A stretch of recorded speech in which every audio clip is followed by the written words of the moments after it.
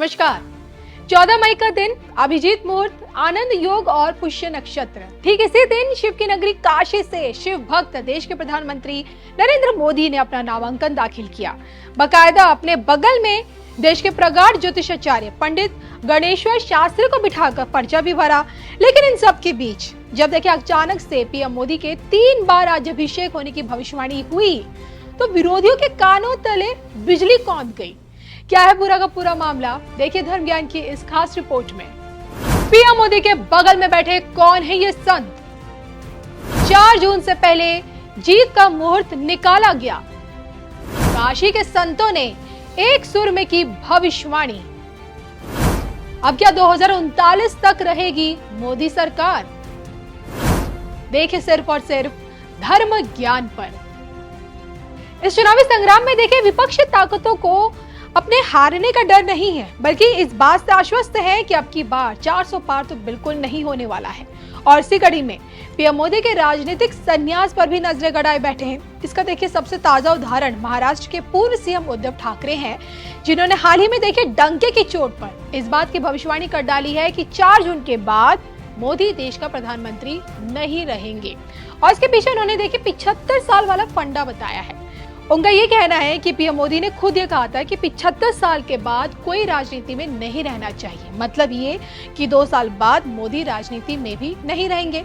अब देखा जाए तो ठाकरे की इसी सोच के साथ पूरा का पूरा विपक्ष भी खड़ा है, लेकिन इसको लेकर काशी कुछ और ही बोल रही है। जी हाँ, दरअसल नामांकन के दिन दशाश्वमेध घाट पर काशी के जिन 6 पंडितों ने पीएम मोदी के हाथों पहले गंगा पूजन करवाया, फिर आरती करवाई, आज उन्हीं ने एक सुर में न सिर्फ मोदी के तीसरे बार प्रधानमंत्री बनने की भविष्यवाणी कही है, बल्कि भविष्य में उनके 3 बार राज्याभिषेक होने की भी भविष्यवाणी कर डाली है। मतलब बिल्कुल साफ है कि अगर पंडितों की भविष्यवाणी सत्य होती है तो नरेंद्र मोदी देश के सबसे ज्यादा लंबे समय तक प्रधानमंत्री बनने वाले शख्स होंगे।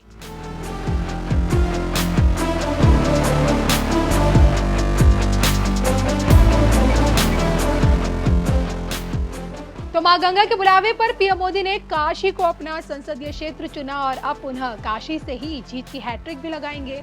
मतलब ये कि मोदी जी एक ही सीट से तीसरी बार नामांकन दाखिल करने वाले तीसरे प्रधानमंत्री बने हैं, क्योंकि देखिए इससे पहले नेहरू जी फूलपुर से 3 बार सांसद बने और संसद तक पहुंचे।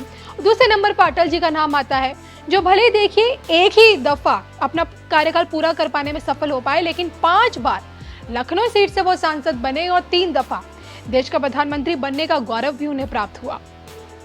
बहरहाल काशी से न सिर्फ पीएम मोदी की जीत की भविष्यवाणी हो रही है, बल्कि अब जीत का मुहूर्त भी निकाला जा रहा है। जी हाँ, नामांकन के दिन पर्चा भरने का मुहूर्त निकालने वाले पंडित गणेश्वर शास्त्री पीएम मोदी के बगल में बैठे थे और न सिर्फ काशी बल्कि समूचे भारत के प्रगाढ़ पंडितों में श्रेष्ठ माने गए हैं।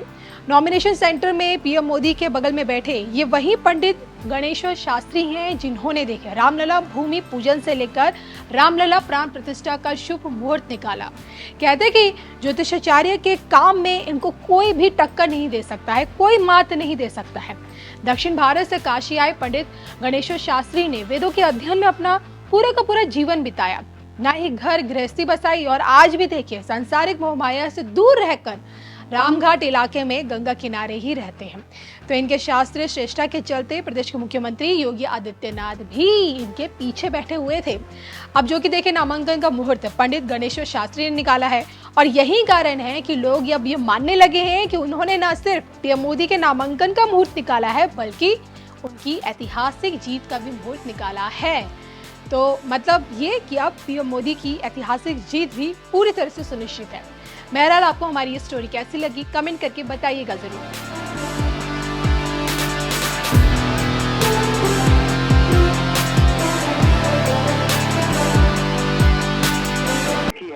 और एक सांसद के रूप में, एक प्रधानमंत्री के रूप में अगर आप कह सकते हैं कि ये देश में एक सांसद के रूप में रिकॉर्ड होगा कि प्रधानमंत्री मोदी पिछले 10 सालों में 50 बार अपने संसदीय क्षेत्र का दौरा किए हैं और वो संसदीय क्षेत्र के दौरे के साथ साथ प्राइम मिनिस्टर मोदी ने एक जो डेवलपमेंट का काम है उसको पर्सनल मॉनिटरिंग से उसको आगे बढ़ाया और तय सीमा पर उसको पूरा करवाया है। ये एक एफेक्शन है, ये एक लगाव है अपने संसदीय क्षेत्र काशी से जो आप उसको देख रहे हैं। लेकिन मैं ये हमारे जितने रिपोर्टर हैं वो सारी चीजें बता रहे थे। आप भी खुद काशी से हैं और उसके ग्राउंड कनेक्ट आपका है, और आप उन चीजों को रख रहे थे जब आप कह रहे थे कि पीएम ने 2014 में नॉमिनेशन से के बाद कहा था कि माँ गंगा ने मुझे बुलाया है। शायद उस समय माँ गंगा ने मुझे बुलाया है कि लोगों ने बड़ा सतही तौर से उसको पीएम के इस वक्तव्य को लिया था। लेकिन अगर आप ये देखें पिछले 10 सालों में तो पीएम के इस माँ गंगा ने बुलाया है कि कितना महान संकल्प का वो पूरा करते हुए प्राइम मिनिस्टर मोदी बढ़े हैं, जिसको आप एक बात कह सकते हैं कि आज का जो दिन है, आप कल जो है वो गंगा का एक दशमी बोला जाता है उसको, कि गंगा जो है उसी समय में अवतरित हुई थी, कल के ही थी, और वो जिस समय में प्राइम मिनिस्टर मोदी शायद वहां पे नॉमिनेशन करेंगे, तो आप ये देखिए कि गंगा के साथ पीएम का क्या लगाव है। तो इस गंगा को अगर पृथ्वी पर भागीरथ ने लाया जैसा कहा जाता है, तो वो भगीरथ प्रयास जो मोदी का है वो कमाल का पूरे देश में आप जो एक नया सांस्कृतिक उदय चेतना का उदय देखते हैं, तो उसके मूल सूत्र में काफी है जो पीएम ने कहा था कि माँ गंगा ने बुलाया है। अब मैं थोड़ा सा आपको रेफरेंस दूं कि अभी मैंने थोड़े दिन पहले पढ़ा था, हार्वर्ड यूनिवर्सिटी के प्रोफेसर है डायना, वो लिखती है कि भारत एक अदृश्य डोर से बंधे होने के कारण ही संयुक्त भारत है, और ये आज से नहीं है, वो सदियों से है। वो कह रही है कि इस देश के जो आप कहते हैं ना नेशन स्टेट और सिविलाइजेशन स्टेट, तो वो कहती है कि इस देश का जो मूल सूत्र है एकता का विविधता में, वो एक सिविलाइजेशन स्टेट का है, और वो कहती है कि कोई राजा या सरकार की भूमिका इसमें नहीं है, और इसमें वो कहती है कि इसमें तीर्थ स्थलों का एक बहुत योगदान होता है, और उस तीर्थ स्थलों की जो महत्ता है वो भारत को सदियों से एक सूत्र में बांधा है। तो विदेशी आक्रमणकारी को आप जब देखते हैं, चाहे काशी में काशी विश्वनाथ का मंदिर का ही आपने देखिए उस समय में कैसे उजाड़ा गया था, क्या तोड़ा गया था, इसी तरह हमारे जितने प्रमुख तीर्थ स्थल है वहाँ के जो सांस्कृतिक केंद्र है वो एक तरह से सांस्कृतिक एकता की डोर थी जिसको एक काटने की कोशिश की गई थी। लेकिन प्राइम मिनिस्टर मोदी ने जब कहा कि माँ गंगा ने बुलाया है, तो शायद उस डोर को मजबूत करने के लिए पीएम मोदी ने जब एक सांस्कृतिक उस चेतना से बात की, और जब आप देखते हैं आज काशी विश्वनाथ का वो कॉरिडोर देखते हैं, भव्य कॉरिडोर, राम जन्मभूमि का वो भव्य आयोजन और भव्य मंदिर देखते हैं, तो ये अदृश्य सूत्र जो है वो भारत को एक नई डोर से बांधने का और मजबूत देने की कोशिश है, जिसको आप सांस्कृतिक चेतना और जिसको विकास से विरासत आप कहते हैं।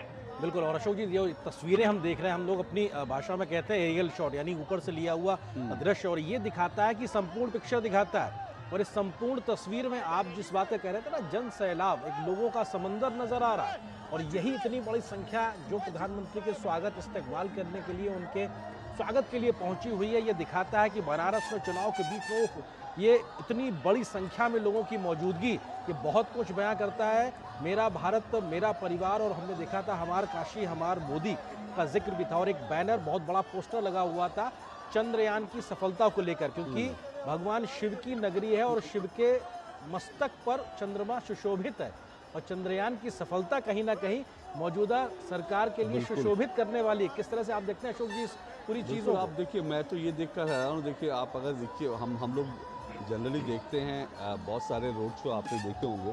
जनरली रोड शो में आप एरिया